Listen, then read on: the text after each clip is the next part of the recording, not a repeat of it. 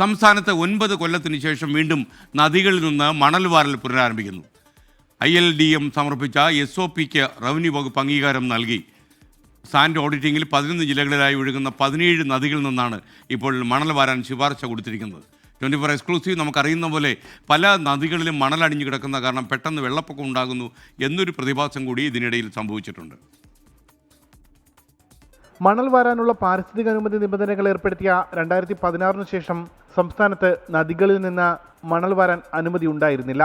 തുടർന്ന് മാറ്റിയ കേന്ദ്ര മാർഗനിർദ്ദേശം അനുസരിച്ചാണ് സംസ്ഥാനത്ത് വീണ്ടും നദികളിൽ നിന്ന് മണൽ വാരാൻ സാഹചര്യമൊരുങ്ങുന്നത്. സംസ്ഥാനത്തെ 36 നദികളിൽ സാൻഡ് ഓഡിറ്റ് നടത്തിയതിൽ 17 നദികളിൽ വൻതോതിൽ മണൽ നിക്ഷേപമുണ്ടെന്ന് കണ്ടെത്തി. സാൻഡ് ഓഡിറ്റിൽ 464 ലക്ഷം ക്യൂബിക് മീറ്റർ മണലാണ് നദികളിൽ ഉള്ളതായി കണ്ടെത്തിയത്. ഇതിൽ 141 ക്യൂബിക് മീറ്റർ മണൽ ഖനനം ചെയ്യാമെന്നാണ് റിപ്പോർട്ട്.